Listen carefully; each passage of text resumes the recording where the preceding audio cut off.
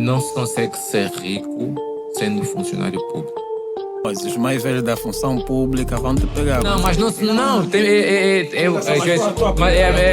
não, mas é assim, é claro que eu quando entrei para a função não era para ser rico, não era, Obviamente que... não era, quis ser, mas eu hoje digo, um jovem que quer desenvolver, que tem a capacidade de se autoafirmar, não precisa disto. Ele é advogado, é especialista em direito comercial e propriedade intelectual, é mestre em ciências jurídico-empresariais, pós-graduado em Corporate Finance e Corporate Governance. É autor de várias publicações sobre investimento privado em Angola. Com vocês, Moses Kayaya.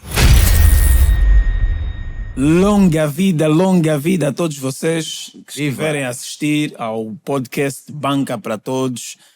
Eu estou com o meu camba de longa data. Aliás, estou com dois cambas. Esse é o Hélio Ernesto, Muito o gosto. barbudo exigente. Pois é, cá estamos. Eu que vos falo sou o Yuri Kitek e hoje temos na casa uma figura ilustre, é o Moses Garoeb, meu contemporâneo. Obrigado, Yuri, o Hélio também, muito obrigado, boa tarde. Então estamos aqui com o doutor Humano, é meu amigo. Doutor não, por favor. Estudou comigo em 2001, sétima classe. Sétimo.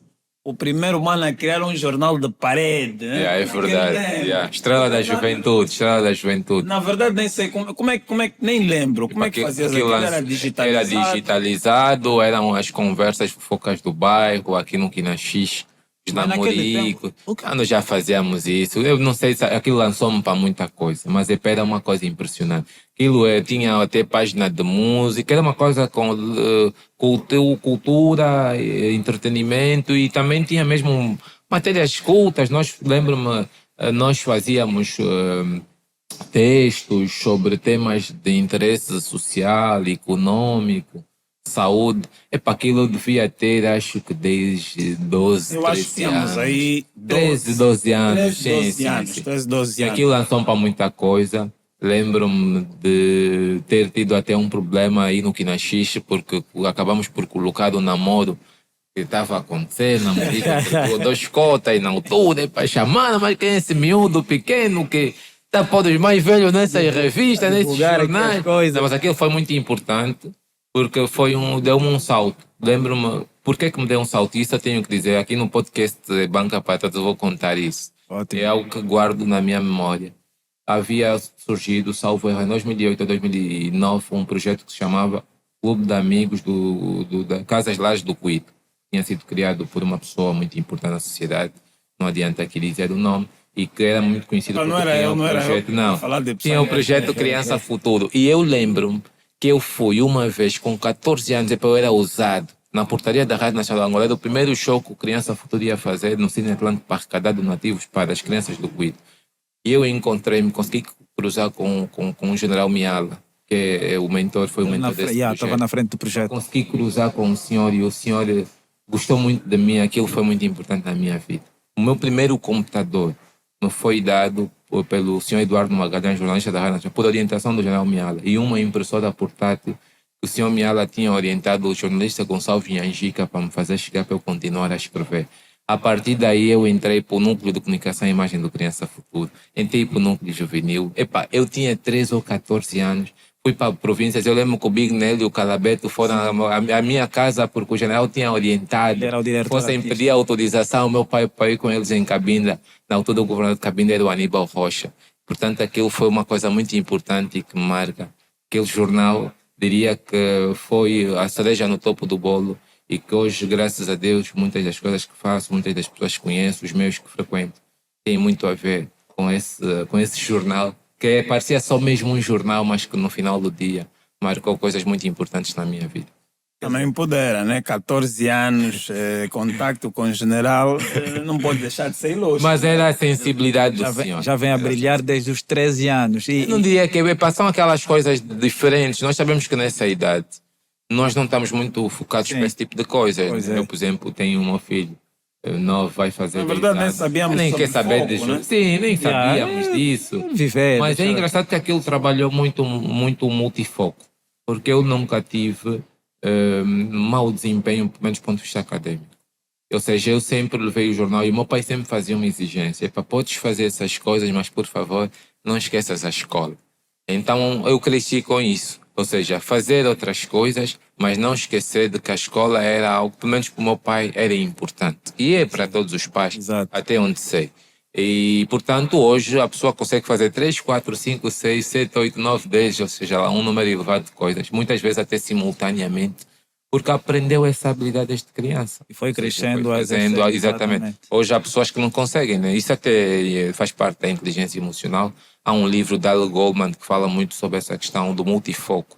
Nem toda a gente consegue ser multifocada, né? Ser muito bom na escola, ser muito bom familiarmente falando e ou seja, isto é algo que tem que se trabalhar. Na verdade, isso é algo que é preciso ser desenvolvido. Né? Como vocês puderam ouvir, foi muito interessante a passagem que o Moses fez, mas lá são os pequenos detalhes. A gente quer fugir do formato de TV, mas pronto, há algumas coisas que ainda nos acompanham e que são necessárias de serem abordadas. Esta é a terceira edição do podcast Banca para Todos e nós temos como patrocínios a TV Jovens Ideia, atenção, TV Jovens Ideias. Na verdade é só olhar para nós e tu começas a são perceber. jovens, sim. São jovens e são muitas ideias aqui. Yeah.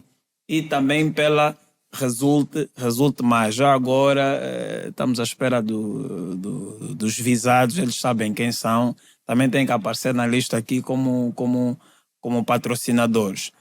Moses Garoé, estamos aqui para falar sobre vários assuntos, mas vamos falar de negócio, Que é o mais importante, né? investimento privado, mas antes de mais, como é que te sentes? Estamos aqui, tens o convite do teu ex-colega de mais de 20 anos É atrás. verdade. Hoje tu olhas para alguém que tem 21, 22 anos, é um homem, é uma mulher, e tu estás aqui diante do teu colega de carteira. Como é que é essa Eu experiência? sinto-me bem há algum tempo que eu não. Aliás, Yuri, é importante dizer que também a admiração é recíproca. Durante o tempo que tivemos mais juntos, sempre foste uma pessoa muito dedicada, muito destacada. Isso não é bajulação, aliás, nem eu faço, Exato. mas é ser sincero. E quem te conhece, quem te acompanhou e tem acompanhado, sabe o quanto sempre foste muito inteligente e dedicado. A prova é claramente esse projeto, né? Um projeto disruptivo, é um formato diferente. Eu tenho dito que criar um podcast não é uma coisa qualquer. Volta e meia vou acompanhando muitos que criam podcasts com culturistas, Sim. coisas que qualquer um pode fazer, mas criar um com valor acrescentado é diferente.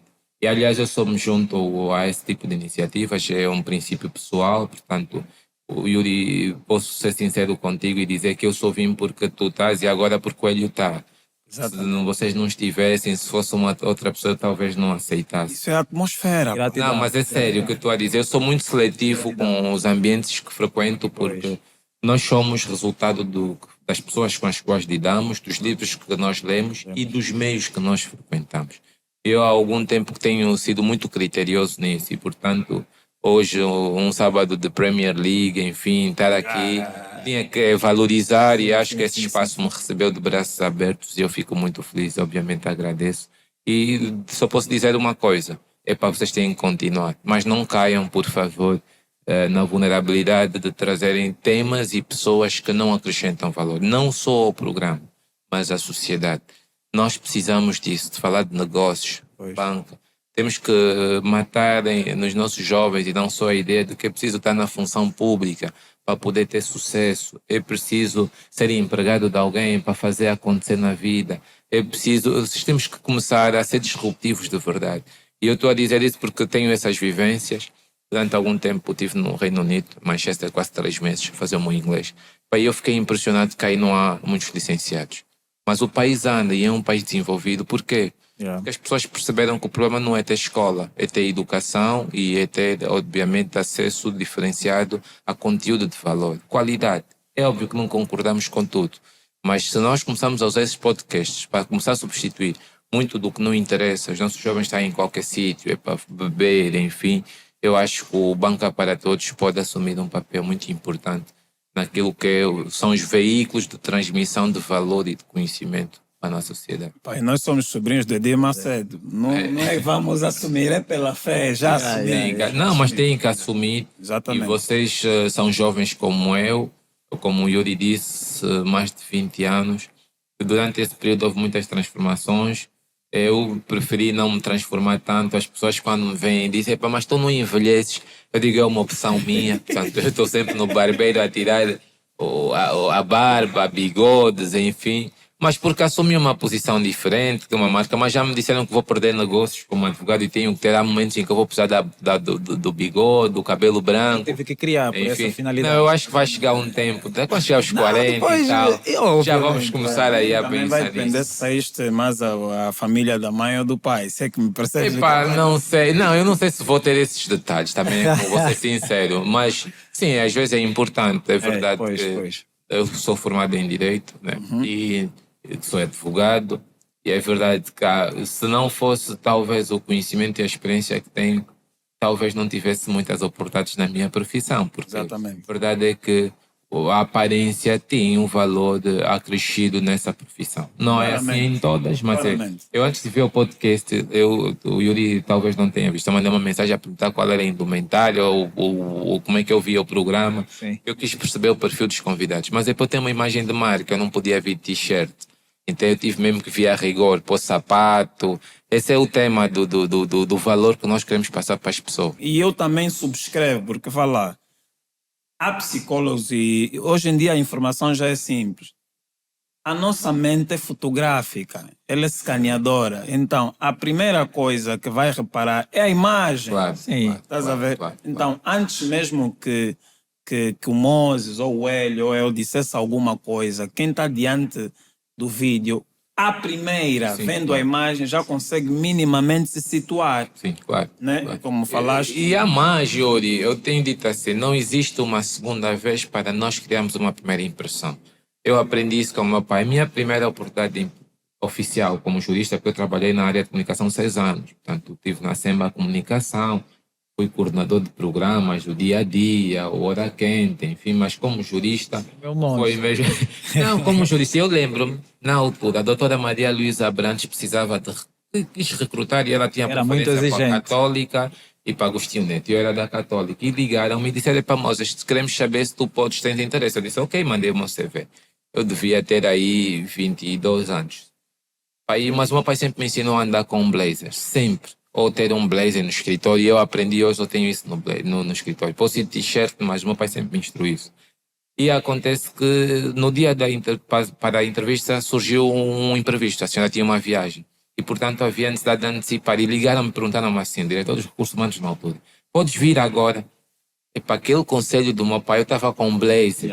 E eu disse, sim, eu posso ir. E apanhou Aquilo foi flame. importante, eu não tinha gravata, mas aquilo contou muito. E fui percebendo que, de facto, dentre outras qualidades, havia uma valorização. Aquilo era uma instituição ANIP, extinta ANIP, era uma instituição de captação de investimento, promoção, e, portanto, fazia todo sentido que a imagem fosse um critério acima das competências técnicas ou em comparação no mesmo nível, porque se eu vou fazer captação, a imagem acaba por vender. Obrigatoriamente. E eu fui. E aquilo foi importante porque eu cheguei, epá, bateu certo, a senhora simpatizou-se e disse assim, epá, nós vamos ficar contigo. Naquele dia assinou o contrato e assim que eu entrei para a NIP, hoje faço 13 anos no sistema de investimento privado, sou funcionário do Estado, tenho uma licença sabática, portanto 10 anos fora do Estado eu pedi, tirei uma licença ao abrigo da função, porque eu entendi que eu já não deveria ser funcionário público. O corpo estava transbordado. Há um momento na nossa vida que a gente percebe o nosso valor. E alguém uma vez me disse assim, quando estás num sítio e começas a sentir desconforto, é o momento de sair. O desconforto pode não ser sempre mau. Às vezes o desconforto é porque tu sabes tanto que já não consegues estar aí. Ou aprendeste, chegaste a um nível que aquilo já não te serve. E tens de ir. Atenção. Exatamente. É o tema da atmosfera. Exatamente. É o tema da atmosfera. E, portanto, eu percebi e saí. E saí, claramente saí bem. Como jurista, tenho sempre de procurar sair cumprindo pressupostos legais. Pedi 10 anos, mas eu vou ser sincero convosco, eu não sei se um dia volto. É o mais provável é que não. Dos 10 que pediu, quantos já? 2. Só 2. Dois. Faltam 8. 8.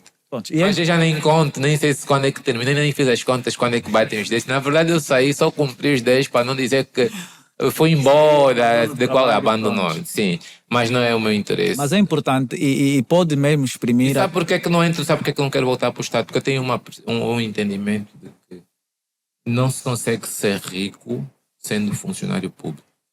Isso é verdade. Nem na docência, ou seja, o princípio de riqueza é um princípio que exige dedicação, foco, tens de estar lá, até o teu negócio estar lá. Isso é verdade. Moisés, os mais velhos da função pública vão te pegar. Não, mas não,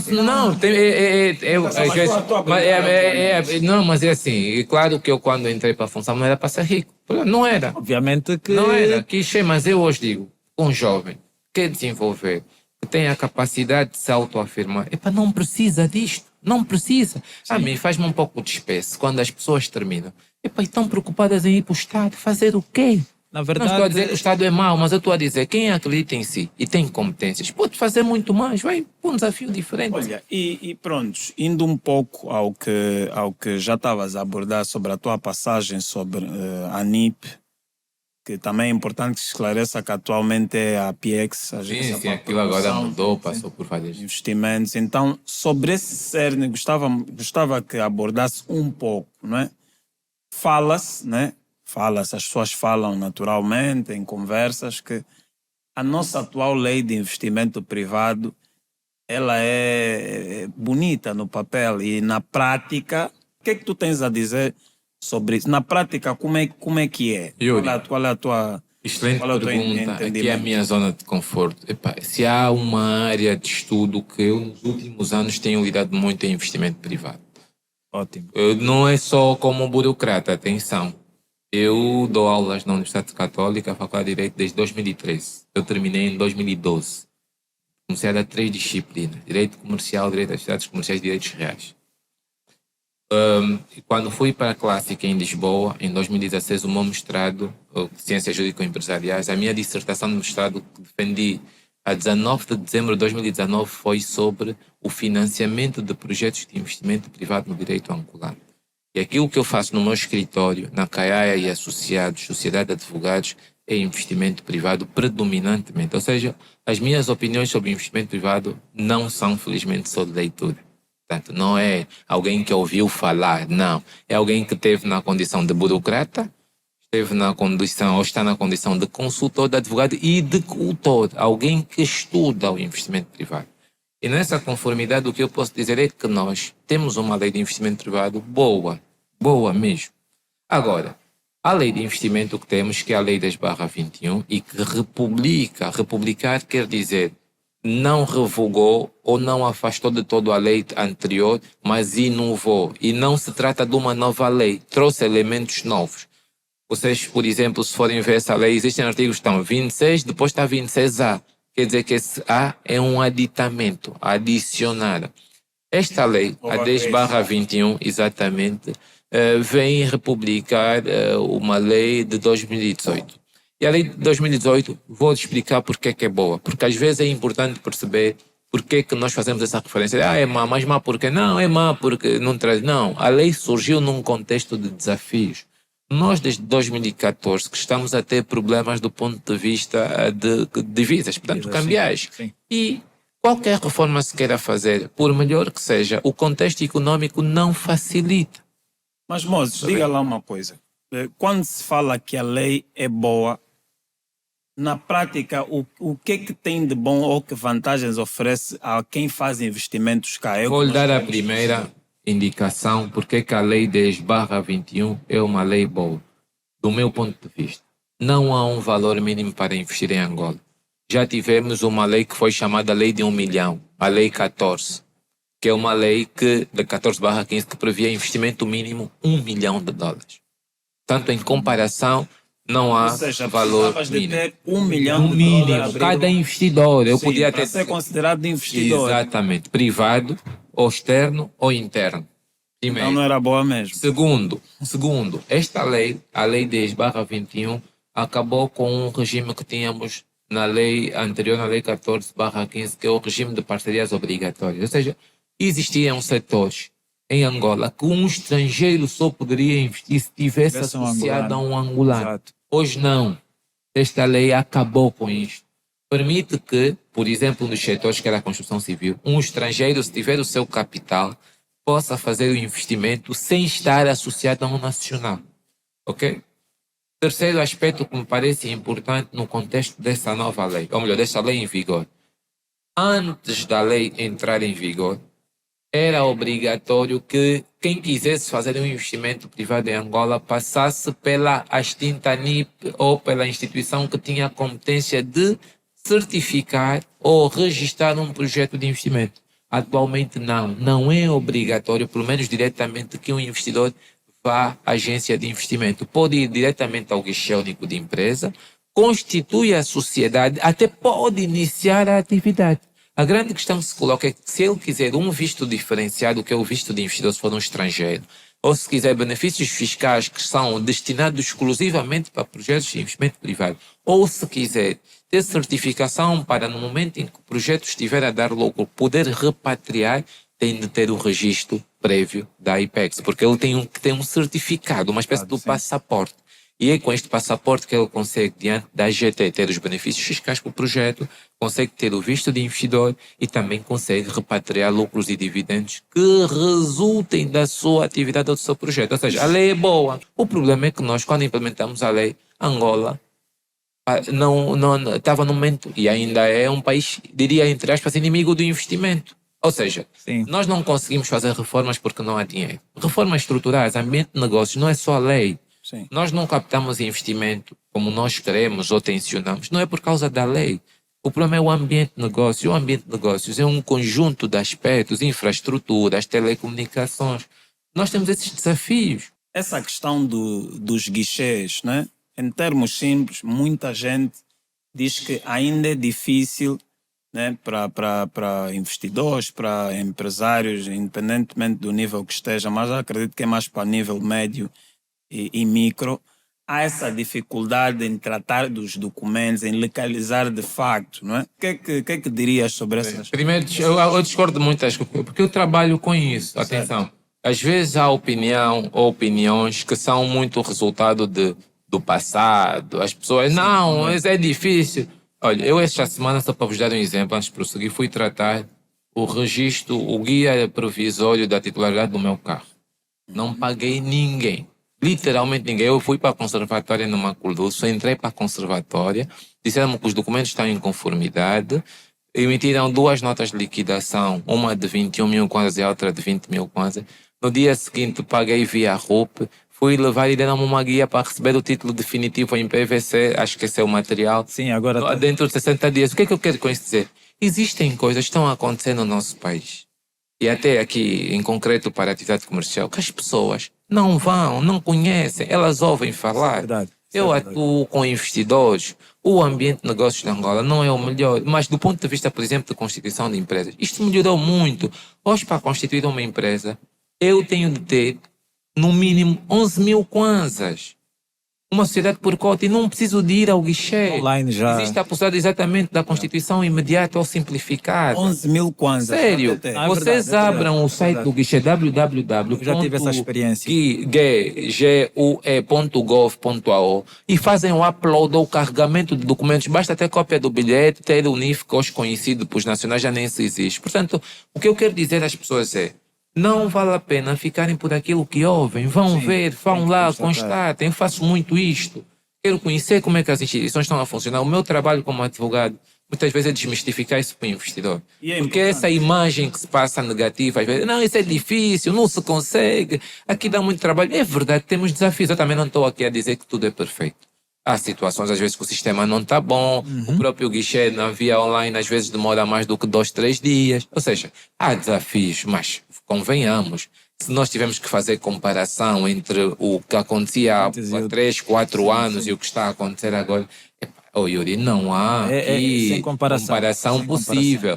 O próprio Estado fez uma coisa que é desobrigar ou dispensar a obrigatoriedade da apresentação, da publicação em Diário da República, dos estatutos das empresas. Sim. Hoje o Yuri pode, se a empresa tivesse sido constituída desde 2020 para cá, ter acesso ao NIF, entrar para o site que eu fiz referência, www.gue.gov.au, e inserirá lá uma parte que diz publicação online. Insere e vai ter acesso à certidão comercial que consegue confirmar se a pessoa que diz que é titular ou gerente ou administrador daquela empresa é ou não.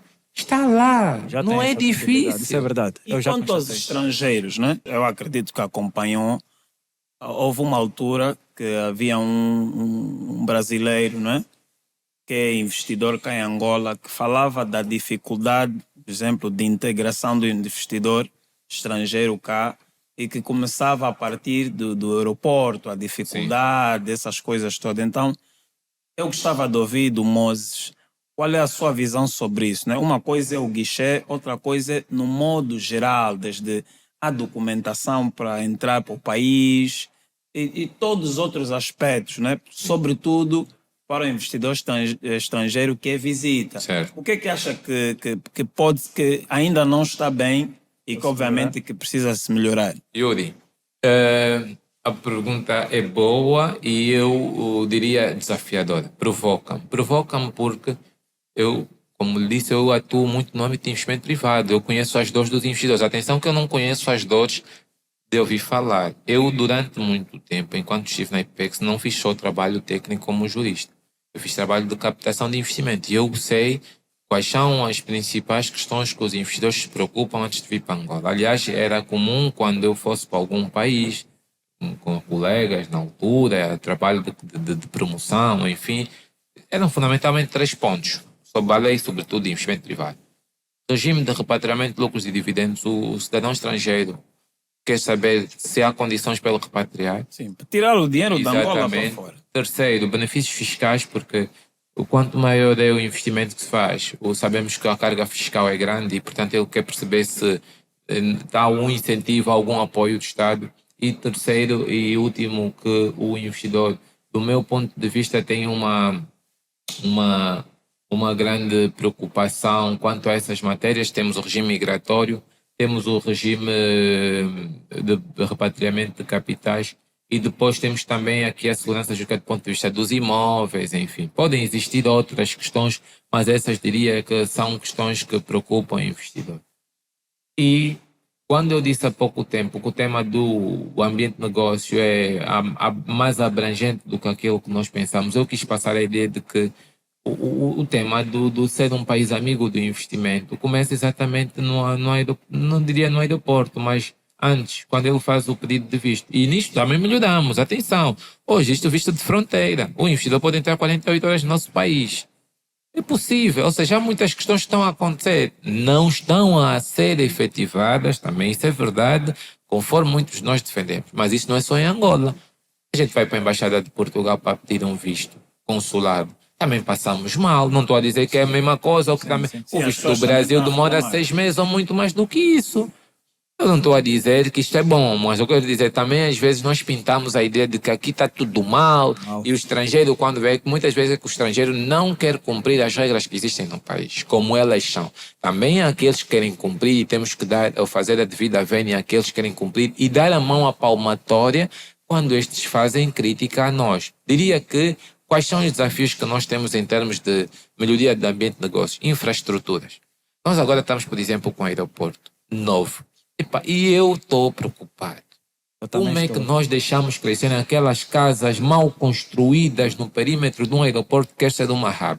Vai ser uma dor de cabeça. E depois, estamos aqui a fazer um muro, um apartheid entre nós. Quem sai daqui vai até a estrada de Viana e vê aquilo, é uma vergonha. Estamos a esconder que nós temos pobreza, miséria. Ou seja, temos que melhorar. Se calhar o ideal, ao invés de pôr aquele muro, que dizem que é por causa do caminho de ferro, mas eu não vejo que é só nessa perspectiva, é a minha leitura. Eu acho que era melhor, se tivéssemos tido coragem, melhorar para o pleonasmo aqueles bairros sociais, fazer as coisas da melhor forma, ordenar as casas, ter acesso, enfim. Esse é um ponto. Eu acho que era melhor do que estarmos a pôr esses muros, porque isso gera exclusão. E, portanto, isto é importante. Estamos a pôr um aeroporto que no perímetro não há acessibilidade de transporte. Eu não sei como é que isto vai ser. Dizem, não, até março vai haver voos internacionais. Mas em que condições é que vai haver? Eu tenho experiência de outros aeroportos. E estou a dizer isso porque o aeroporto é o primeiro sinal, o tratamento que recebemos no aeroporto é o primeiro sinal de como é que aquele país recebe uma pessoa. É como nas nossas casas. Se eu sou mal recebido, tudo o que vai acontecer lá dentro, eu já fico com uma má impressão. fala-se do aeroporto como um elemento importante para o investimento estrangeiro, acaba por ser uma porta. E há quem diga que se calhar não, nessa fase o aeroporto como tal, tendo em conta a situação que o país vive, não agrega tanta coisa. Então, diante dessas duas posições, gostava de ouvir da tua parte, Moses. O que é que achas sobre isso? O que é que de facto a construção do aeroporto representa, uma vez que, por outro lado, o país está em crise? Yuri, o aeroporto é importante. Esse é um tema... É discutível. A questão aqui que se discute, me parece, não tem a ver com o aeroporto em si, mas é a conveniência de se ter ou por dado um aeroporto no contexto em que temos. No fundo, é a questão das prioridades.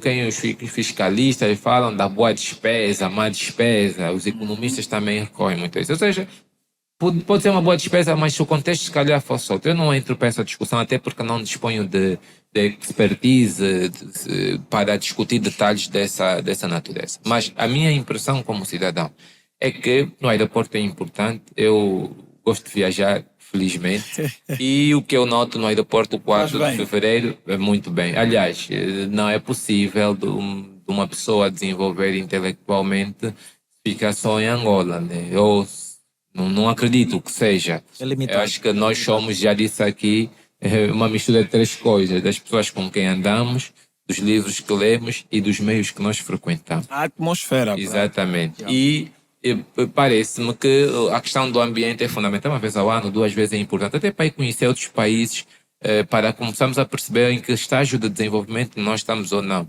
Eu disse aqui que eu tive 3 meses na Inglaterra e eu fiquei admirado. Na Inglaterra já não existem lavandarias onde se põe uma pessoa contratada para pôr a tua roupa na máquina. Tudo é com softwares aplicativos. Quer dizer, estes países elevaram um nível de importância da dignidade da pessoa humana que já não aceitam ter alguém para cuidar da roupa dos outros. E nós ainda temos. Já não existe segurança que passa a noite. Porque é desumano. E levaram. E temos que começar a aprender com os outros. Estou a dar esses 2 exemplos, podia dar outros. Isso é bom, pode ser, pode não ser. Mas, por exemplo, não se consegue fazer um curso de inglês na Inglaterra se não tivesse um telefone smartphone, como nós chamamos. Não consegue. Porque as matérias, as aulas, aquilo na sala de aulas é tudo aplicativo. É assim, ou seja, isto é importante porque as viagens nos permitem que nós conheçamos como é que o mundo está e consigamos nos enquadrar neste mundo. Mas pronto, vamos lá para aquilo que o Yuri me perguntou. O aeroporto é importante? É. O aeroporto 4 de fevereiro, desculpem que eu diga, não serve. Não serve. É uma vergonha. Aquele aeroporto, a gente chega com as nossas malas, pessoas a venderem cadeado, pessoas a venderem bilhete, é muito mau. E eu espero que neste aeroporto, que se vai agora, vai começar a funcionar efetivamente este mês, haja algum cuidado com isto. Nós estamos a levar esse espírito até para os outros aeroportos. Vai para o aeroporto Humberto Delgado em Lisboa. Há pessoas a venderem mala, cadeado na porta, angolanos a fazerem o esquema de embalagem de malas, concorrência com lojas oficiais. É mau isto. Isto não atrai investimento, passa uma má imagem do país. E o aeroporto 4 de fevereiro, desculpem que os diga, aquilo é uma vergonha. A gente, quando está a fazer a aterragem ou a decolagem até não nos permite ver porque o aeroporto está a subir, mas a aterragem, aquilo é cheio de chapas, cabritos às vezes, aí, aquilo é uma vergonha. É uma vergonha.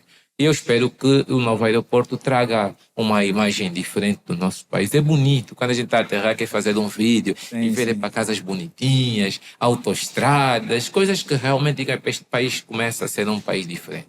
Agora, qual é o desafio que temos com o aeroporto? E parece-me que essa é a visão do executivo, transformar isso numa hub.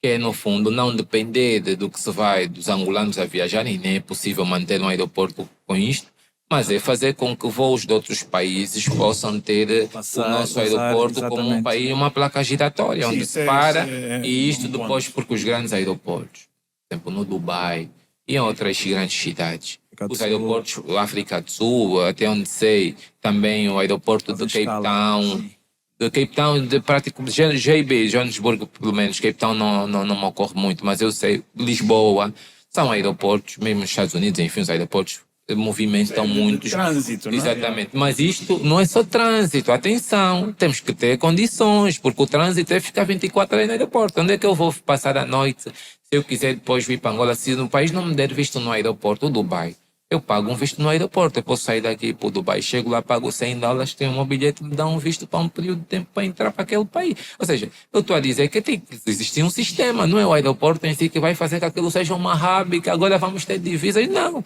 É um conjunto de condições que tem que existir. Tem que haver hotéis, nós não temos hotéis. Agora eu vi, vão abrir o linha de caminho de ferro até o Bumbo. Mas desculpem lá, eu vou para um aeroporto internacional para apanhar comboio e para isso não há metro. Esse assunto de aeroporto é um tema à parte. Isso aqui daria... Não há um metro. Estamos a pôr as pessoas a apanhar. Depois, afinal, ainda há pessoas que vendem no tal caminho, ainda podemos encontrar zungueiras. É isso que eu estou a dizer. Ou seja, se calhar, por isso é que eu dizia a questão da conveniência e da oportunidade. Era preferível nós criarmos as infraestruturas de apoio, os hotéis, melhorar a imagem daquele perímetro onde vai estar o aeroporto.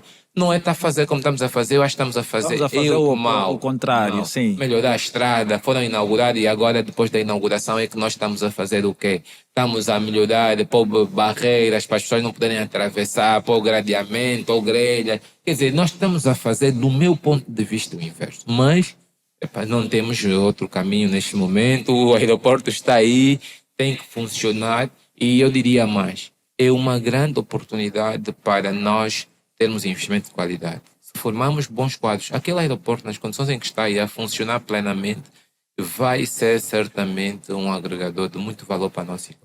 Muito tem valor. uma grande capacidade em termos para de receber empregabilidade, mesmo para a valorização daquela zona que até teve durante muito tempo excluído aquilo, agora é Icolibengo. Eu penso que pode promover o desenvolvimento do nosso país. Dependerá agora da forma como vamos gerir, porque nós temos também esse problema no nosso país. Nosso desafio não é desafio de muitas vezes construir, é manutenção das infraestruturas. E é uma dor de cabeça, daí que é muito importante. Eu sei que houve um concurso e há uma empresa que vai estar ao cuidado disso, ou um consórcio, agora não me ocorre o detalhe, mas pode ser um grande investimento. Eu não sou contra, eu sou daquele tipo de pessoas que assim aprendi na minha vida uma coisa: fazer, errar e fazer. Pior do que não fazer, ou pior do que não errar é não fazer. E falando em fazer, Moses, o que é que acredita que de facto, né, nós precisamos, né, de implementar em tempo recorde para que possamos concorrer ou nos levar aquilo que nós precisamos de ambiente, de negócio em Angola? O que é que precisa ser implementado já para melhorar isso? Não há reforma nenhuma que não passe pela formação do homem. O Nelson Mandela dizia que a educação é a arma mais poderosa que nós temos para poder mudar o mundo. E eu digo, temos que investir no homem novo. Temos que investir a sério. Eu dou aulas na universidade. Há muita pouca qualidade do que se forma atualmente nas universidades. Eu estou a comparar com um período em que eu fui estudante universitário. Eu entrei para o propedêutico em 2007, salvo erro 2008 e terminei em 2012. Mas não estou só a falar sobre isso ou neste sentido. Estou a falar de que eu corrijo provas. Eu dou aulas. E eu sou parte disto. Se me perguntar se eu assumo parte do erro, tenho de assumir. Mas diria que, infelizmente, por eu dar aulas num ano, quarto ano, ou licenciados, um nível que já não me permite fazer muitas alterações, talvez a base tenha de ser revista. Os nossos professores têm que ser mais exigentes. Os nossos estudantes têm que ser... O nosso sistema de ensino é um sistema de ensino tem que ser repensado. É um sistema muito teórico. Os estudantes estão na universidade. Eu tenho empresas, eu tenho dificuldade em contratar licenciados. Eu prefiro contratar um não licenciado porque até sinto, muitas vezes tem mais competência do que um licenciado. O licenciado, primeiro é que tem uma exigência, que é ganhar um salário que seja compatível com o nível de formação. Até aí tudo bem. Mas ele depois não tem as competências. Exatamente. Que lhe permitem ganhar, oferir aquele salário. Não tem as competências. Não é uma questão de ser licenciado. Tem que saber escrever. A gente está a corrigir erros de língua portuguesa. É triste.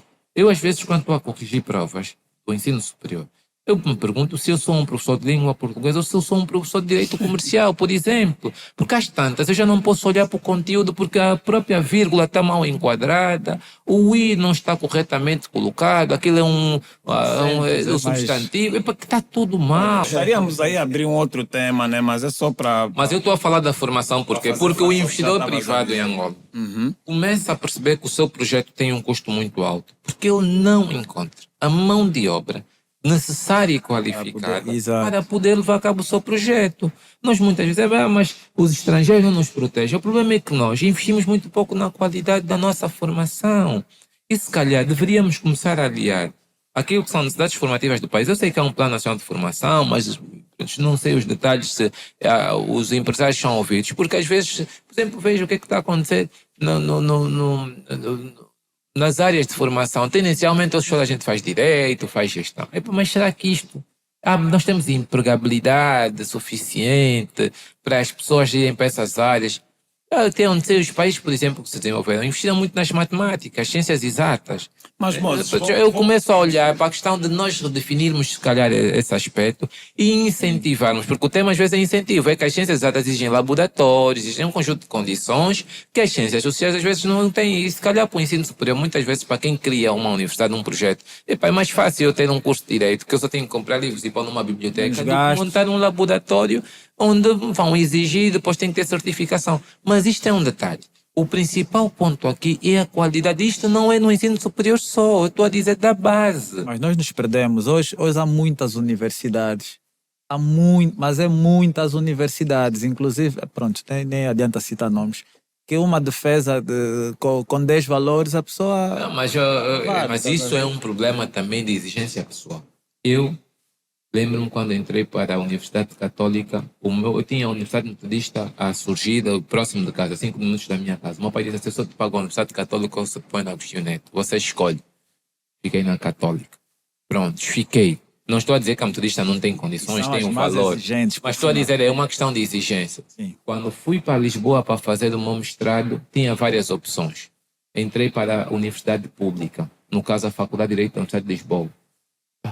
Eu quis uma coisa, eu sempre gostei de exigência, autoexigência. Não é preciso alguém vir ter comigo, Yuri. Os latinos, os romanos diziam ad augusta per angusta.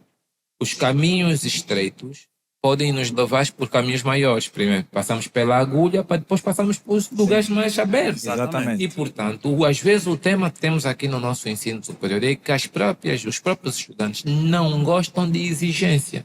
E eu tenho dificuldades. Eu, quando vim do mestrado, eu tive resistência a alunos que não gostavam porque trouxe uma metodologia, não digo diferente, mas de exigência, porque eu estive numa universidade a fazer de exigência, quer na licenciatura, quer no mestrado, onde eu tinha que ler. Eu ia os domingos à biblioteca.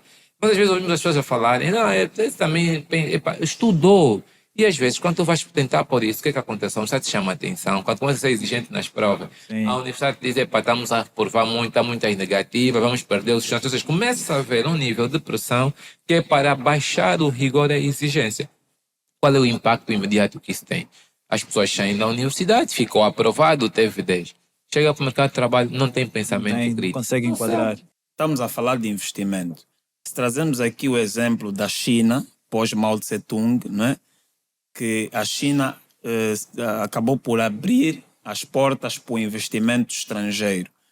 E podemos dizer que a China é um caso de sucesso, mesmo tendo pessoas não formadas academicamente. Ou seja, a China acabou por se tornar a fábrica do mundo. Então, que tipo de formação é que nós realmente precisamos? Formação profissional, Yuri. Formação... Eu te disse, formação profissional. Eu disse quando eu tive o exemplo da Inglaterra. Yuri, formação profissional. E os países desenvolvidos perceberam isto.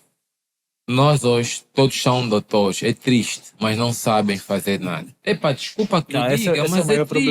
Esse é o maior problema. Todos são doutores, mas não sabemos fazer quase nada. E essa é a nossa vaidade, que faz com que o nosso país esteja onde está. Nós pensamos que o doutor é mais importante que o carpinteiro, que o eletricista, que o engenheiro, que o técnico que faz a manutenção do ar-condicionado, com o homem que está aí na iluminação. Esse podcast para acontecer não precisou ter doutores e nem precisa, Precisa ter pessoas que têm competências e que sabem fazer acontecer. Precisa do Gabriel, do Clevelino. De ti, precisa do Ernesto, do Elias, precisa de ter isso. E, portanto, o que eu quero dizer é, nós temos que começar a olhar para a formação das pessoas condizente com as necessidades reais do nosso país. Somos um país que se quer industrializar, não vai ser com doutores, com advogados, com juristas, não vai. Terá que ser com engenheiros, com arquitetos, com técnicos, enfim, terá que ser com áreas desse ponto de vista. E aí eu penso que os centros de formação profissional têm que ser mais fomentados. E a formação profissional não pode ser uma formação onerosa. É verdade que não tem sido, mas também se nota que não há um grande investimento nesse tipo de formação, ou seja, divulgação. Tem que haver, todos os municípios têm que ter um centro de formação, não tem que ser só no Cazenga. Tem que ser em todos os municípios. É verdade. Mais uma vez, eu acho que nós invertemos o quadro. Sim. Ao invés de trazer as quantidades das universidades, teria que ser o oposto. Nós temos que saber fazer e nós temos o problema de saber fazer. O que é que nós às vezes vamos... Eu vou falar com propriedade. A gente chama alguém em entrevista, diz que é formado, licenciado, manda-te um CV e tu chama... Eu para já excluo logo a partir do CV. Eu acho que uma pessoa que não sabe escrever, não sabe escrever e-mail, escreve o conteúdo, o teor do e-mail no assunto, desculpem lá, esta pessoa nem merece ser ouvida numa entrevista. É que ele nem o básico sabe. Não, mas existe isso. Eu estou a dizer isso porque eu tenho negócio. Atenção, não estou a falar porque me disseram. Ele está a mandar mensagem, chama-me e fala, mas ele está a escrever aonde isto? Ele escreveu no assunto, mas o assunto é este. Ele nem sabe mandar um e-mail, eu não vou lhe ensinar aqui a escrever e-mail. Ele tem que vir com essa competência. Os centros têm que existir, os centros de formação, os cursos de informática. Hoje eu fico admirado. Jovens que saem da universidade, não têm CV, mas jovem quer ir aonde? Então como é que alguém espera ser licenciado para saber escrever onde é que estudou, o nome do pai dele, da mãe dele, quando é que nasceu? Quer dizer, isto é o quê? Mas a questão também está ali. Problemas básicos, formatação de texto e coisas do género. Formatação de texto até já é diferente. Eu não estou falando da formatação. Eu estou mesmo a dizer que o próprio CV está errado. Ou seja, está mal escrito. Depois já há uma coisa agora que as pessoas fazem no CV. Não sei se são os smartphones. Tiram uma fotografia no canto de casa, da melhor forma, como ele quer. Põe no CV. Quer dizer, até do ponto de vista da imagem profissional. Não, mas é verdade. Até do ponto de vista da imagem profissional. Não, até do ponto de vista da imagem profissional. Eu não entendo como é que as pessoas fazem uma pessoa assim. Quer o quê? Não se percebe. Há um aproveitamento desses não licenciados que apresentam competências profissionais também? Yuri, qual é o aproveitamento? É assim, pega um angolano, desculpa, um jovem que estudou aqui, pega um jovem que veio da Inglaterra. A primeira coisa que o angolano que estudou aqui quer entrar na função pública, procura concurso público. Mas ele está à espera de quê? Agora pega o que estudou fora, vem, quer criar empresa, quer criar uma solução para resolver um problema. Nível de mentalidade. Aquilo que os ingleses chamam mindset. Nós estudamos para ser empregado dos outros. Ou seja, nós pensamos que a solução do nosso problema está na mão do Yuri, está na mão do Eli, não está na mão dele. Mas essa instrução nós também estamos a receber desde a universidade. Mas está errado. Eu me recordo que no terceiro ano da universidade, eu tinha um professor que as aulas dele eram mesmo focadas nisso. Está errado. Vocês vão trabalhar na função pública e a estrutura que vocês vão encontrar é essa. E epa, eu nunca percebi aquilo. Toda a minha licenciatura foi estudar a trabalhar. Eu saía da universidade às 12 horas, sempre estudei de manhã, e às 14 horas tinha que entrar no canal 2 da TPA, que era colaborador da SEMBA.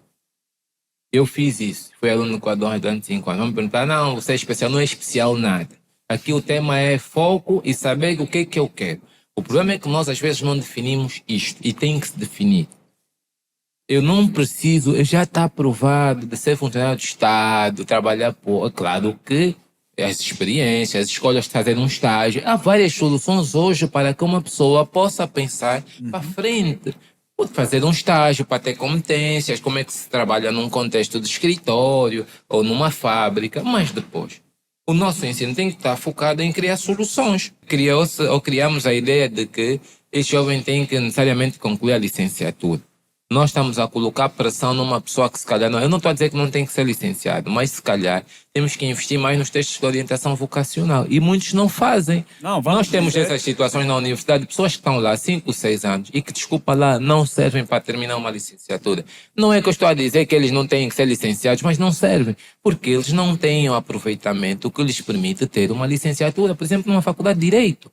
Porque há um mínimo de exigência numa faculdade de Direito para alguém ser um jurista. Tem que gostar. Como é que eu encontro a ver jurista? Não gosto de falar. Mas você não gosta de falar e quer ser jurista como? Não, mas eu estou a perguntar, mas ele quer ser jurista como? Vai ver que esse é um jurista tímido. Não, mas não é possível, porque o jurista tem duas armas, duas ferramentas úteis de trabalho. O verbo e a escrita. Ele tem que falar, ele tem que escrever. Não é uma questão dele não gostar. Não, nós também temos um problema aqui. Muitas das vezes as pessoas só entram em certos cursos na universidade porque o que apareceu. Sim, tá, mas isso é uma. Não, mas isso são. mas nós Por isso temos é que eu muitos estou a dizer. problemas Mas eu assim concordo, também. e isto também é verdade. Mas eu estou a falar daqueles casos em que as pessoas insistem em áreas de formação que elas próprias percebem. Temos esses, mas também temos aqueles que entram com curso porque entendem Isso é que o verdade. jurista está sempre com gravata, usa blazer, Ganha veste bem. bem, ganha bem, então também quer ser É lá advogado. onde eu quero ir. Eu tenho Temos colegas esse. meus advogados, desculpa, mas que não escrevem bem, que não falam bem. E eu não estou a dizer que esses colegas se calhar não deveriam ser, ou deveriam ser, eu não faço esse julgamento, cada um sabe de si.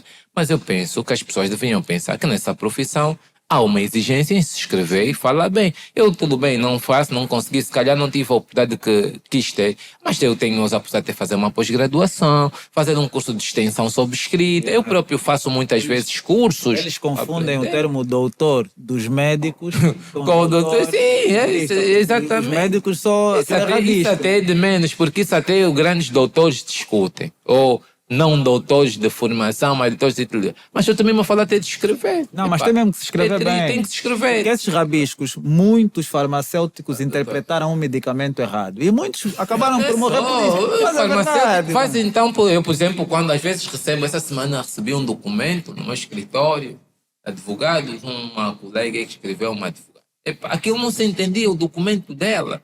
Havia uma providência e eles escreveram assim, peço ao tribunal que decrete que a outra parte pare de me incomodar. Mas isso é para ir pedir no tribunal. Mas sabe, e eu perguntei assim a um colega meu advogado, mas o parar de incomodar é o quê? Tem-lhe ligado todos os dias. O que acontece? Tá vendo? Então o que eu quero dizer é, até na estrutura de pensamento temos dificuldades. Aquilo que nós chamamos de descontinuidade lógica. Estamos a conversar com uma pessoa que não consegue passar uma ideia. O que é que ele quer dizer? Você tem que fazer Exatamente. esforço. Tá, Quer dizer, você que tem que compreender o que ele quer dizer. Sim, sim. Ah, você quer dizer isso, não sei se é isso que eu quero Temos dizer. que nos traduzir na mesma língua. Exato, mas isto está mal. Tá. Porque é o tema que eu estou a dizer da licenciatura. Nós não precisamos ter licenciados, temos que ter pessoas que pensam. Uma coisa que eu ensino aos meus filhos, particularmente o meu filho de 9 anos, eu digo a ele, investe muito. Eu não conhecia o valor da matemática. Eu não gosto muito de matemática. Mas a matemática é muito importante para a criação da estrutura de pensamento. Capacidade crítica. Sim, subscreve. Eu disse a ele, e eu agora depois dele estar a fazer xadrez, e o outro de 4 anos, quando tiver também a idade dos 5, você vai fazer xadrez. Eu digo, sabe por quê? Vocês não têm que ter licenciado, vocês têm que aprender a pensar. Quando olharem para uma coisa, alguém vai ser preto. Não, isso não é preto, eu não vejo preto. Isso não é preciso ser licenciado. Isto é ter capacidade de pensamento crítico. Nós temos que E melhorar nós isso. aqui temos esse problema. Ontem fiz um evento com os meus colegas num hotel sobre startups. Epá, e nós chegamos e tínhamos que ter cadeira, eu por lapso não disse isso com antecedência. E a minha colega pediu desculpa nacional do hotel, eu chamei e disse, você não tem que pedir desculpa. No final de tudo até agradece, é educação, mas você está vendendo, ela está vendendo um serviço, você pagou. Sim, Então, você tem que ser exigente, não tem que pedir desculpa, é que nós aqui às vezes confundimos o direito com o favor. Isto não é um favor que ela está fazendo, não tens que pedir, tem que ser cordial, tem que ser urbana, mas você não tem que pedir desculpa, você pagou pelo serviço. Isso é que é capacidade crítica. É olhar para uma coisa e dizer, "Ei, atenção, eu tenho direito a isto não é algo que alguém me está a fazer favor." Sim. E quando nós falávamos há pouco tempo das instituições, enfim, tem um pouco a ver. A gente vai para as instituições e pensamos que o funcionário público lá nos fazer um favor. Epá, por favor, não podem só me ajudar a tratar o meu livrete. Por que é isto? Qual o favor livrete? Desculpa, eu vim tratar o meu livrete. É um direito meu, eu tenho o dinheiro para pagar, isto funciona com a minha contribuição. Exatamente. E esta é a consciência que tem que se ter. Moços, e desculpa lá corte e vai acontecendo assim eventualmente. Não, que aconteça. Né? Eu pensei, desculpa, porque eu falo muito. Não, e também tens que falar mesmo muito. Estamos aqui para te ouvir. Não, até porque o jurista tem que falar muito. Pois né? é, pois é, Precisamos pois de é. ouvir. Não, Mas vamos lá falar da nossa realidade. Em Angola, o que é uma startup? Para que fique claro que as pessoas possam perceber. Primeira nota é esta. Startup não é uma empresa, é um projeto. Eu diria. Startup não é uma empresa. Não, não é empresa. Pode evoluir para uma empresa. A empresa é um substrato legal. Mas eu não tenho que necessariamente me legalizar para dizer que tenho uma startup. Até porque as startups não começam de forma legalizada. Sim. Elas evoluem, por isso é que se fala da chamada incubação. Aquilo é um processo, há um período de maturação. A startup para evoluir para uma estrutura formal ou legalizada tem que depois ter uma estrutura mínima necessária. Então eu diria que é um projeto. Nós estamos aqui e eventualmente alguém aparece com uma solução. Epa, agora nós precisamos de um serviço que permite, mas pronto, vou dar aqui por hipótese se não houvesse, de distribuição de comida porque há muito trânsito e há pessoas que às vezes querem fast food e nós precisamos. Eu criei uma solução e vou depois desenvolver um aplicativo, uma solução tecnológica. Não tenho ainda empresa, só que depois eu preciso de ter um substrato que permite emissão de faturas, que permite que alguém possa pagar e essa conta esteja em nome de uma empresa, porque podem resultar daí litígios. Eu aí fazer a distribuição da comida pode haver um incidente ou um acidente e depois coloca-se aqui o tema da responsabilidade. Enfim, o que eu quero dizer é a startup é um projeto e é um projeto que começa normalmente. Tendencialmente, as startups são no âmbito tecnológico, portanto, são projetos que trazem iniciativa, mas que não têm capital, normalmente é assim inicialmente, para evoluírem a partir com uma estrutura maior, ou seja, de uma empresa formalmente constituída. E elas fazem um caminho. Por isso é que nós falamos do período de incubação. Tanto é que o que se defende é que, no princípio, as startups possam ter benefícios fiscais e de outra índole, porque não têm condições. Elas não podem concorrer com uma empresa. Não tem estrutura para tal. Estou a falar de uma empresa que já existe, que paga impostos, enfim. E as startups são isso. Agora, entre nós existem especificidades. Também em outros países já estão acontecendo. Por exemplo, aqui eu vejo que muitos jovens desenvolvem essas soluções no ITEL, participam naquelas feiras, são trabalhos que fazem no final do curso, ao longo do curso, e depois fazem as feiras. Aquilo são startups. Depois tem que aparecer os investidores. As feiras, no fundo, é para permitir que apareçam aquilo que os ingleses chamam de business angels, que são os anjos de negócios. Exatamente. Esses anjos podem ser individuais, por exemplo, Warren Buffett, Bill Gates, esses são multibilionários, enfim, por causa desse tipo de investimentos. E também podem ser os institucionais. Nós cá temos o FACRA, que é um fundo ativo de capital de risco. O que é o capital de risco? O capital de risco é um tipo de financiamento para startups, não só. Onde um anjo, um investidor, entra para a estrutura societária do projeto. O que é que o anjo leva? Duas coisas fundamentalmente: dinheiro e monitoramento. Monitoramento aqui, experiência. Porque o founder não tem experiência, ele tem a solução tecnológica. O anjo tem muita experiência, já postou em vários negócios, vários projetos, e ele diz assim: eu vou alavancar esta startup, ou seja, vou fazer com que ela cresça. Ele não quer ser sócio ad eterno para sempre daquele projeto. Atenção, o capital de risco não é isto.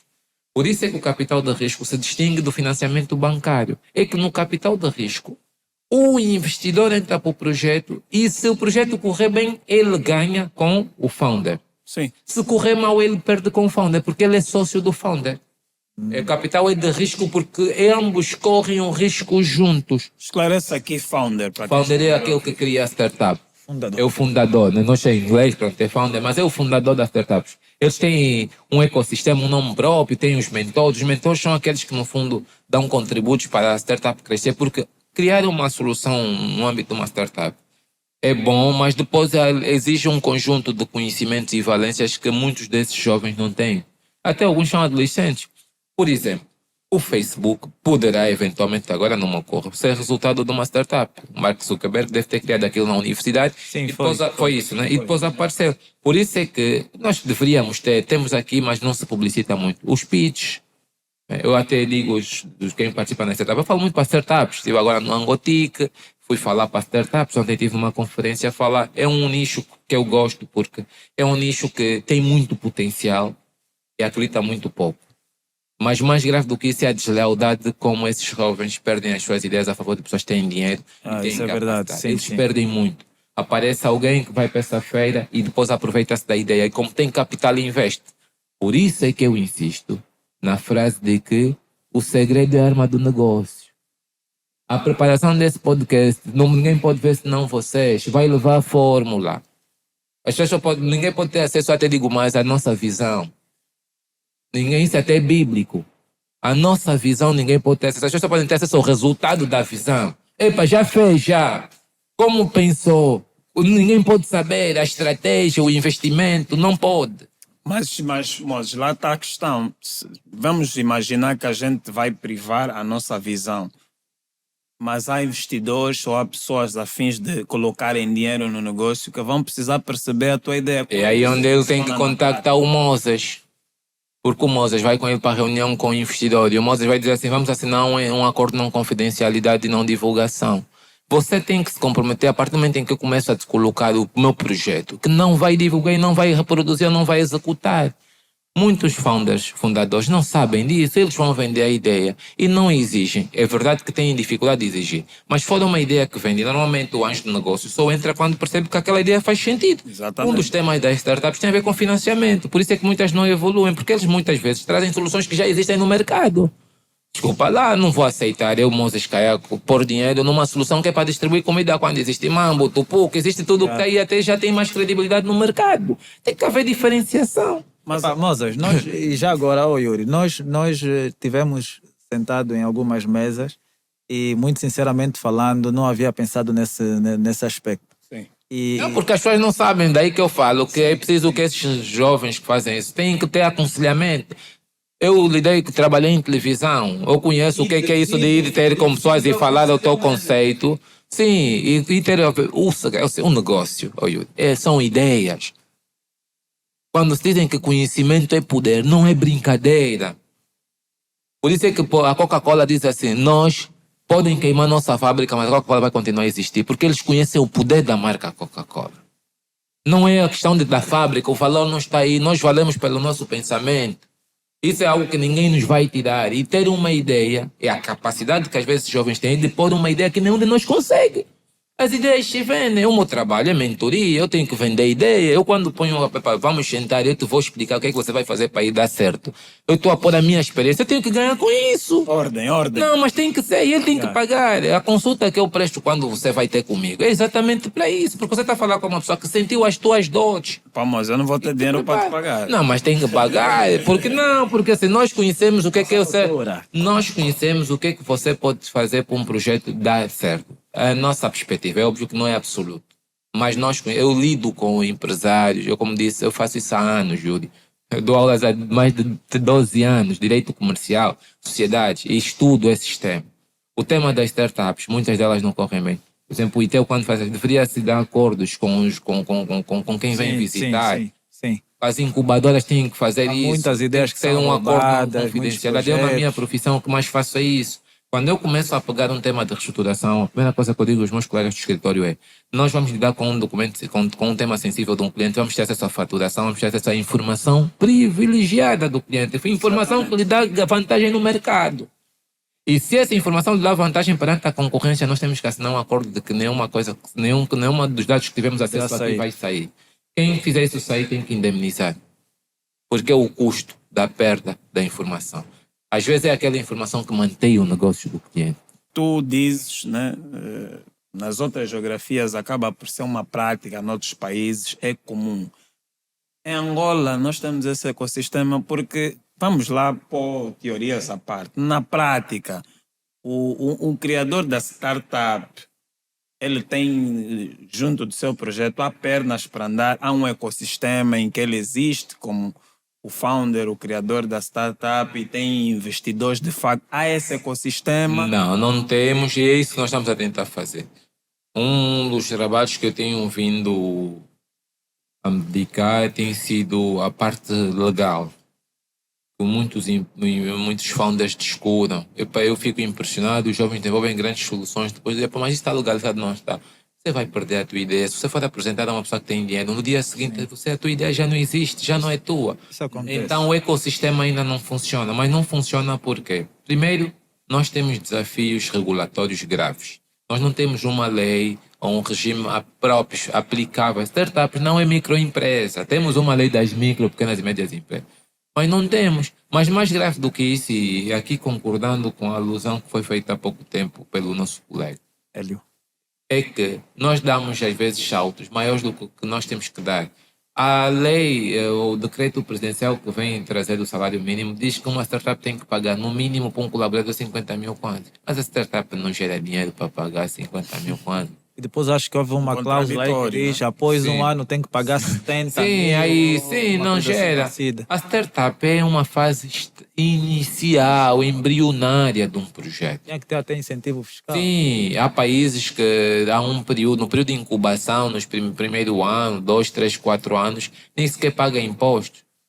Porque aquilo é importante, é visto como um veículo para a empregabilidade, porque ocupa os jovens. Isso não é só a questão do ponto de vista da economia, até socialmente tem impacto. Nós vemos, por exemplo, muitos desses jovens ficam, em vez de estarem aí nas ruas a beber cerveja, acabam por estar em casa, a desenvolver soluções na escola. Isto é importante porque é algo que dá vitalidade à juventude e permite que elas possam desenvolver aquilo que nós entendemos que é o ideal. Agora, a questão é, o ecossistema tem desafios? Tem. O nosso ecossistema é muito fraco. Tem, como disse, desafios regulatórios, mas para além dos desafios regulatórios, temos também o problema do financiamento. Desafios regulatórios, estás a falar da lei como tal. Estruturas de apoio. Existe, por exemplo, o INAPEM, é verdade. Mas eu entendo que quando estamos numa economia de mercado, essas tarefas não podem ficar com o Estado. O Estado não olha para isso. Oh, Yuri. Eu digo assim aos meus estudantes, o direito empresarial, as empresas, não se compaginam com a visão do Estado. Existe uma realidade própria quando se tem empresa. Se você quer ser empresário, a pior coisa que pode fazer é pensar como Estado. E às vezes temos empresários assim, por isso é que muitas empresas falam, não, vamos só prestar o serviço, dívida é bom porque é do Estado, o Estado é um mau pagador, mas paga, isso está errado, a empresa não se mantém assim. E lá está, tem Não se mantém assim, você tem custos fixos, você tem impostos para pagar, tem trabalhador, como é que você vai manter a empresa? Muitas empresas fecharam por conta disso. Tem ordem de saque aí para sair, mas não receberam. Eu estou a fazer um estudo de viabilidade, quero implementar um negócio. É que isto tudo é importante. Quanto que é empresário? Oi. Empresário não é só ir lá dizer que tem uma empresa, é um conjunto de competências. Eu digo, tem que ser uma pessoa normal, porque você tem que conhecer um pouco da lei, recursos humanos. Tem que conhecer lei, recursos humanos, economia. Pode não gostar, eu não gosto de matemática. Não gosto, mas eu sou obrigado a fazer contas. Por quê? Porque a minha vida é projetar investimento. Eu olho, faço centro, se eu fizer isso hoje, daqui a 10 anos, qual é o meu retorno? Tenho que perceber tudo. Sim. Chama-se decisão informada, questões de governance. O que se faz, eu durante 2 anos estive a assessorar um board. Aliás, a minha vida nos últimos anos tem sido trabalhar muito com boards de empresa. E um dos trabalhos que eu faço é ajudar a tomarem as melhores decisões. Quando é que se toma a melhor decisão? Quando nós temos informação que nos permite tomar decisões. Na nossa vida, o que nós mais fazemos é tomar decisão. Quando você diz, vou sair de casa, vou gravar o podcast, está a tomar uma decisão. E você analisa os riscos. Bem, vou vestir já assim, quando sair vou para o casamento ou para o pedido do ar. Ou seja, estou a preparar. Então, o que nós temos aqui são desafios do ponto de vista de decisão. E eu penso que o Estado deveria olhar para as startups de modo diferente. O próprio OGE deveria também, começar a direcionar investimento. Já há timidamente o Angotica, embora eu critique, eu acho que essa feira não tem que ser o Estado a organizar. Como tímido, falaste muito. Não concordo. Fala um pouco do Isso é outro assunto. Eu fui ao Angotica. Eu fui convidado. O pós não existe. Eu fui convidado e falei no Angotica. Sim. Houve o Masquanza, que é também aqui, e devo fazer essa publicidade, vosso concorrente, um podcast convidou-me e eu estive na sala deles, falei para founders e para mentores sobre modelos de governação para startup. Eu gostei, mas eu também não gostei. Fiquei num sentimento, num misto de contradição. E por que isso? Eu quando cheguei ao Angotico, eu encontrei os maiores standards. Eram a TPA, a RNA. Eu disse, mas isto é o quê? E depois eu encontrei nos cantos, já lá bem no fundo, a startup parecia ser 1 metro. Eu disse, mas então... O que é que se passa? O que é que se passa? Eu dentro de mim, eu até falei com pessoas do INAPEM, mas fizeram parte da organização. Eu disse, eu penso que nós desvalorizamos esses founders, essas startups. a maior amostra tem de ser este, tem que estar nos sítios apetecíveis. Os anjos, quando vêm, não sei se vocês sabem, as feiras, quando são pensadas, olha-se para o posicionamento estratégico. Quem está no princípio é que atrai mais atenção.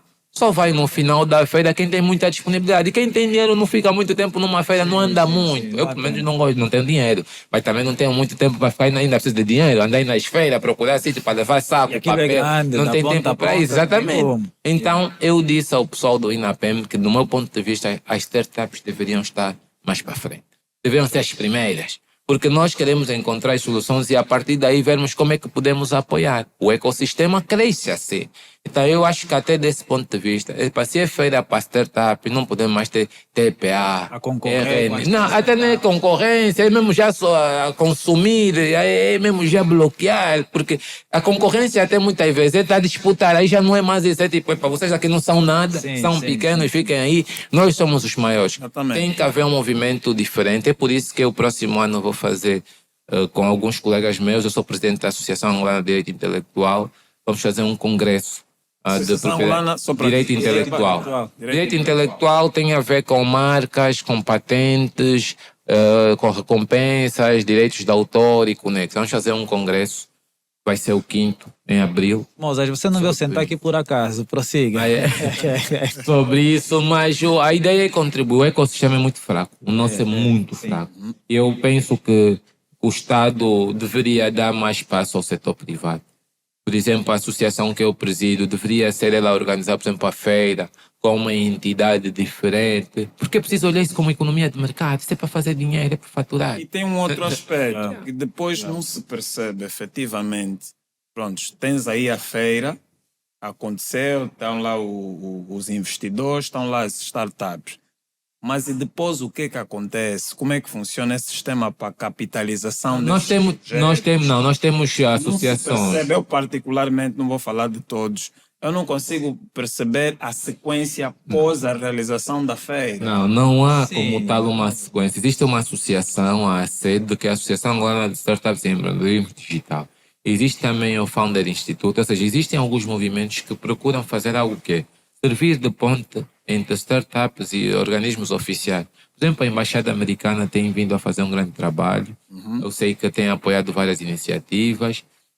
Também sei que o INAPEM tem estado a fazer isso. Ou seja, algumas startups acabam por ter mesmo acompanhamento. Aliás, há uma até que ganhou um prêmio agora no Dubai, esqueci-me o nome, também não vou dizer aqui. Não é a Mirantes, é uma outra, esqueci-me o nome. Mas certamente iremos nos lembrar e se ainda for possível vamos falar aqui nesse podcast qual é o nome. Mas há algumas que têm, eu sei que o INAPAM tem estado a apoiar, mas o tema não é este. O tema fundamental é que as startups têm que ter um acompanhamento integrado e metodológico. Quando eu digo integrado e metodológico eles têm, quando estão numa incubadora, de ter todo tipo de suporte, até a parceira do investidor. O processo só pode terminar quando eles conseguem um financiamento. Que suportes? Legal. O emocional. Porque quando nós começamos um projeto, existem fases que aquilo não corre bem. E a tendência, por isso é que eu até digo que era bom fazermos um estudo de quantas startups nascem, mas também quantas morrem, quantas não avançam para a empresa. Muito importante. Porque empreender, Yuri, é dificílimo. Principalmente em Angola. Isso Isso está estudado, há questões emocionais à volta. Aí eu digo, só CEO não é brincadeira, não é você estar na tua casa, num quarto e dizer só CEO. Aliás, há exigências Angola virou emocionais. entendimento do termo CEO. Sim, mas eu aí vos desafio a fazerem um podcast sobre governance. Eu acho que era importante falarem também sobre isso. Mas dizia, os desafios acabam por ser esses, do ponto de vista de inteligência, liderança. Há pessoas que desenvolvem projetos. Ele trata o colaborador como amigo dele. Quer dizer, até pode tratar, mas depois não tem autoridade para o projeto poder ir para frente. É para ter um projeto, existe cumprimento de prazos também. Mas isso é normal. Na fase inicial, aí existe a possibilidade disso acontecer. Por isso é que depois é importante a profissionalização. Eu, quando começo a ter mentoria, alguém lhe vai dizer, olha, Você não pode tratar assim, você tem que ter esse tipo de apoio, não vai para um investidor negociar sozinho. E quando você vai, tem que ter um tipo de apresentação, tem que fazer uma exposição.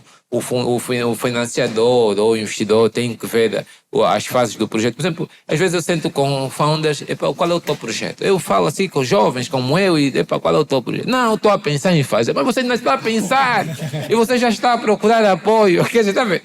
Ele próprio, não... Mas ele próprio não sabe o que está a fazer. Eu aprendi isso em São Paulo. Eu fiz uma formação em 2010 na Métodos, uma escola de comunicações verbais e não verbais. A primeira coisa que nós temos que passar quando nós vamos vender uma ideia é confiança. Mesmo que for a pior coisa, se tivermos uma empresa com um colaborador, você tem que dizer que você tem uma grande empresa. Você tem que ser a primeira pessoa a demonstrar a grandeza do teu projeto. Isto é uma questão de confiança.